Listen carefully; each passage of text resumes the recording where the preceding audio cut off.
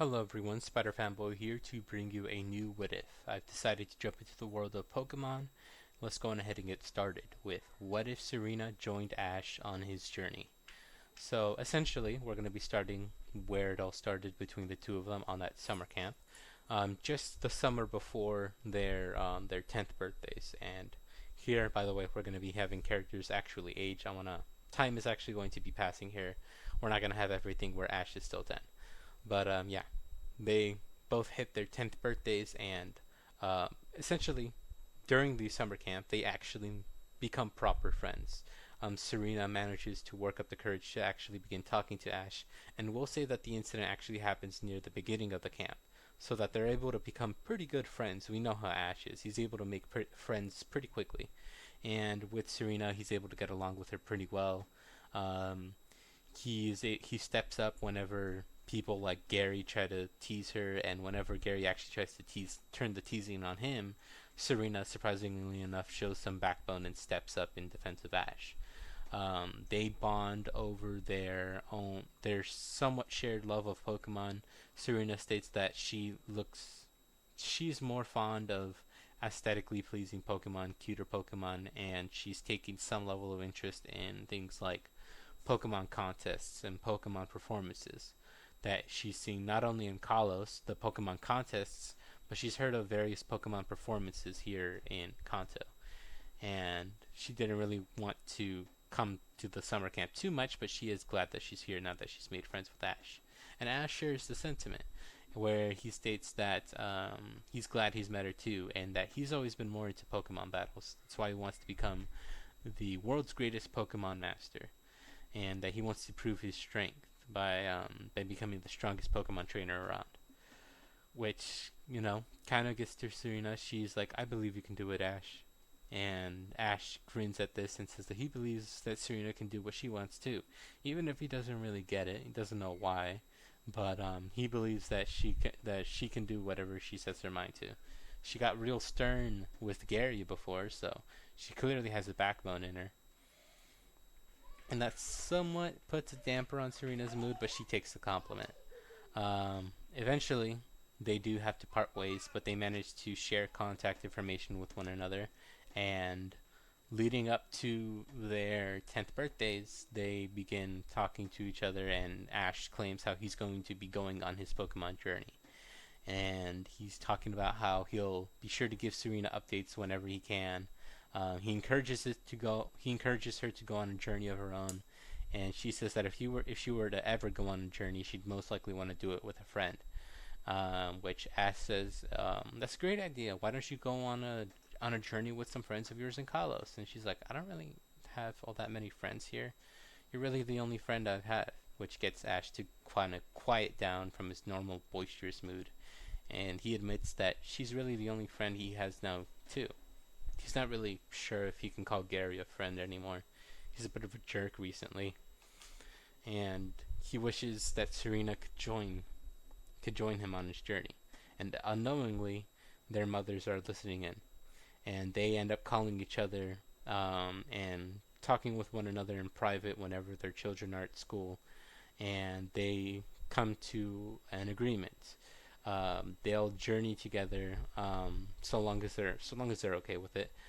Serena will be taking a flight to Kanto, and she'll be able to join Ash on his journey, which ends up being Ash's birthday surprise. Basically, Serena shows up on the day of his 10th birthday, and she actually shows up early, so she's actually able to wake up Ash pretty early. And despite being caught off guard, he's super happy.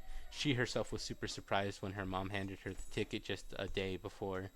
And they end up hugging. They spend some time together during breakfast.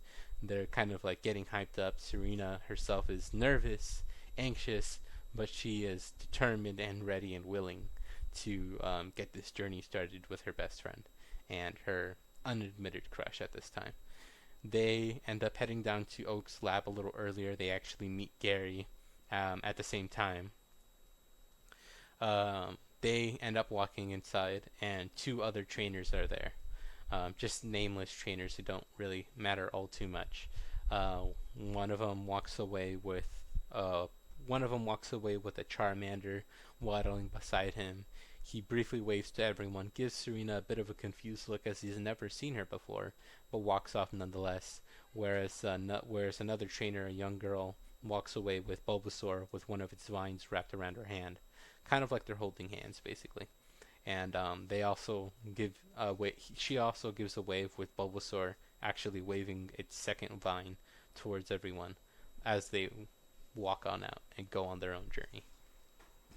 Gary steps up first, takes claim of Squirtle, mocks Ash, and kind of awkwardly tries to flirt with Serena, as it's a little awkward between the two of them. Serena makes it very clear every time they interact that she does not like him. But Gary does kind of like Serena. He thinks she's pretty. But as soon as he's shot down, he turns a little nasty, a little snarky. But Professor Oak isn't having any of that. He's having no disrespect, especially from his grandson, towards a nice young lady, and tells him to go on ahead and get started on his journey, lest he wants to lag behind. And Gary does head on out in his car with a whole bunch of women who are definitely older than him. He turns towards Serena and Ash, and he says that their mothers did tell him that the two of them were planning on to go on a journey with one another, or at least their mothers informed him of this little plan, and he managed to get access to two very special Pokemon.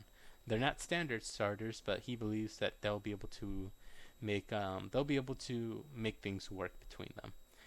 One of them has a small electric, a little lightning bolt symbol, and the other has essentially the normal type symbol that we see on the trading cards. He lets them sit there, and Ash and Serena look towards one another before deciding to reach their hand out. Ash towards the one with the lightning bolt, and Serena towards the one with the normal type symbol. They both open up. A flash of light appears. A flash of blue light fills the room as a Pikachu and Eevee appear before them. Serena is giddy. She loves Eevee. This little thing is so adorable, and she makes that known very clearly, with Eevee being just as enthusiastic. Even if it froze for a moment, it eventually begins to return the affection. Pikachu noticed this, looking over at its friend, and yeah, I'm making it so that they themselves were friends before being captured and brought to Professor Oak. But yeah, looks over at his friend, notices that while she did freeze for a moment, she seems to be enjoying the presence of this girl human, before looking towards the boy human that is very loudly proclaiming that they'll be the best and strongest around. And while he does like the idea of being strong and recognized for his strength, as that does stroke his ego a little bit, he doesn't want anything to do with this human. So he bats away the Pokeball and shocks Ash in retaliation when he tries to get close. Yeah, things are not going to be going too well. Eventually, they do begin walking away. They do set out back towards the Ketchum household. Pikachu has settled on Ash's shoulder, but more so out of reluctance, considering that he's very pointedly not looking towards Ash, and Ash is not looking towards Pikachu. They both have small little scowls settled on their faces, with both Serena and Eevee looking worriedly at the pair. Serena noticed that, similarly to how she acts with Ash, Eevee seems to kind of act as the handler to Pikachu's extreme personality, as she managed to calm Pikachu down and managed to convince him to work with Ash for the time being. But the two very clearly don't like each other, which they can already tell is going to be the source of many headaches and hardships on this journey. They do manage to collect their backpacks, and they head out on their journey onto Route 1 in the direction of Viridian City. Along the way, they both pull out their Pokedexes to scan for the Pidgey, and after Pikachu makes it clear he wants nothing to do with this, Ash actually turns towards Serena and says that while she's made it clear she doesn't want to exactly be a Pokemon trainer in terms of being a battler, he figures that she should at least build up her team, so she should take the opportunity to take on the Pidgey with Eevee. Both Serena and Eevee are noticeably hesitant in engaging in a Pokemon battle, but encouragement from both Ash and, surprisingly enough, Pikachu, who actually hops down from the tree and actually manages to give Eevee a bit of a pep talk. Um, both Serena and Eevee are ready to face off against Pidgey. Pidgey by this point has noticed the four, as they aren't exactly the quietest or the most subtle, and is ready to battle against Eevee.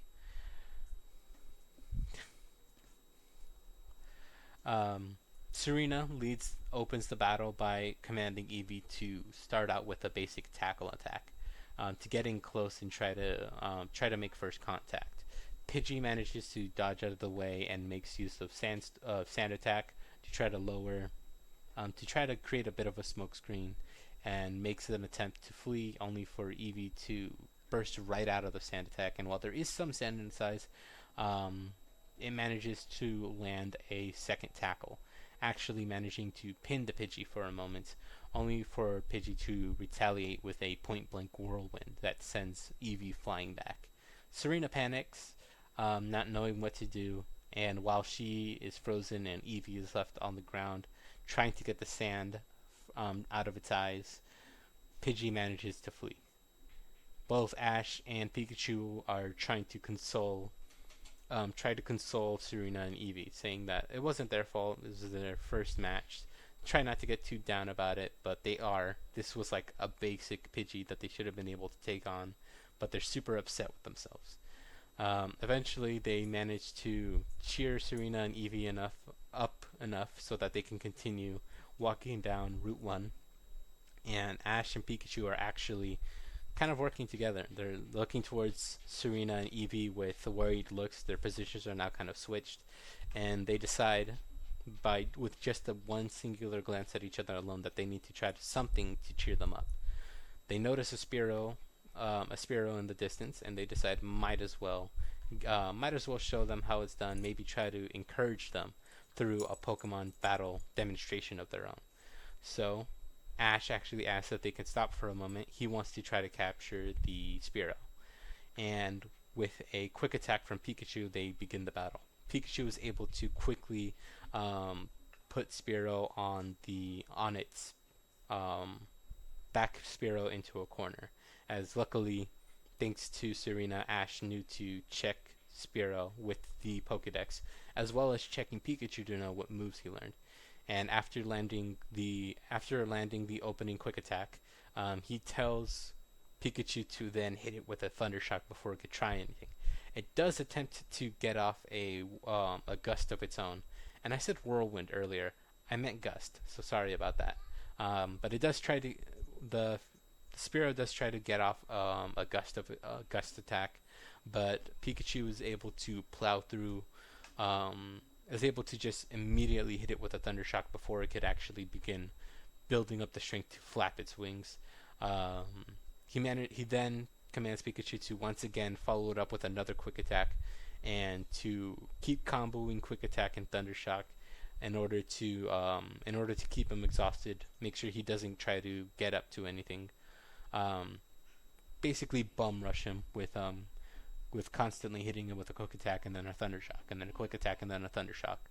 And he tells him to finally end it with the one final quick attack that manages to send Spearow flying in towards Ash's direction, where Ash responds by throwing a Pokeball. He manages to actually completely and utterly catch Spearow. But the constant shouting from Ash and the shouts from both Pikachu and Spearow throughout the battle caught the attention of the rest of the flock. And while Ash is celebrating alongside Serena and Eevee, who were somewhat caught up in the battle and were actually encouraging them and got excited in just watching Ash and Pikachu battle, after Ash gives a few words of encouragement that you can do that too, it's just going to take time. We probably got a bit lucky, didn't we, Pikachu? And while Pikachu would normally want to refute this, knowing that this is in an attempt to cheer up their mutual friends, Pikachu nods encouragingly. Of course, they then begin to hear the flapping of wings and the cries of Spearow as the entire flock turns on them for catching one of their brethren. So, they begin their run. They begin running through the beginning portion, the nearby woods, and they eventually stumble upon the river that they saw in canon, especially as the Spearows begin closing in, dive bombing with pecks and attempting to throw off their balance, trying to trip them up with gust. And they do eventually manage to succeed in pecking at Serena's legs and eventually knocking her off her balance. She stumbles, and they're able to keep Ash and Pikachu from interfering as they corner her against the river. Ash commands Pikachu to let loose as powerful as a Thundershock as it can, which it does. And while Ash does somewhat get caught up in the blast, it manages to keep any Spearows from getting in the way for a good few seconds. As he runs towards Serena and Eevee, grasps Serena by her hand as they each hold their Pokemon in their other, and asks if she trusts them, which she does. Despite her fear, she has faith in Ash, and he tells her that they need to jump into the river to try to get away from them, which they do. They both jump into the river, and they both wash up on the shore, thanks to Misty catching them. Props to Misty. She has the strength to pull two 10-year-olds out from the water, as well as their Pokemon who they're holding. She manages to pull them out of the water. Serena has multiple bruises and cuts along her legs, with Eevee sharing some similar wounds, with Pikachu only really being somewhat exhausted and obviously freezing cold from the water itself. And this time around, things go a bit differently. Ash decides to actually make his stand a lot earlier and asks Misty to get Serena out of here. He'll try to hold them off. And she's completely confused. Hold who off? Why is this girl injured? Why are their Pokemon so injured? Why were they in the river? What's going on? Ooh, sorry about that. Jesus. And then she notices the flock approaching. She is completely and utterly conflicted and confused, but eventually both the shouting and insistence from Ash and Pikachu to get Misty and Eevee, who are clearly injured, out of here, she does end up retreating with them, managing to hold on, getting Serena to kind of hold on to her on her bike. There's just barely enough room on the seat for the both of them. She ends up pedaling away with Serena, managing to look with Serena and Eevee looking back towards Ash and Pikachu, who themselves are trying to lead the Spearow flock back into the forest. The Eevee and Serena do end up passing out, and they wake up in the Pokemon Center, not knowing what's happened, with their thoughts only being on where Ash and Pikachu are. They both bolt up from their respective resting places in the Pokemon Center in Viridian City. And at the same time as they begin to try to question Chansey and Nurse Joy, who are trying to calm them down and so that they can give them a proper checkup, in through the door walks Misty and Ash.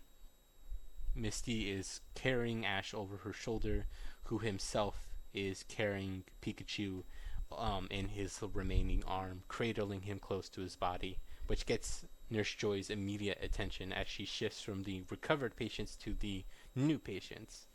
Misty states that she found the both of them kind of resting in the middle of the road, with a whole flock of Spearows completely and utterly electrocuted.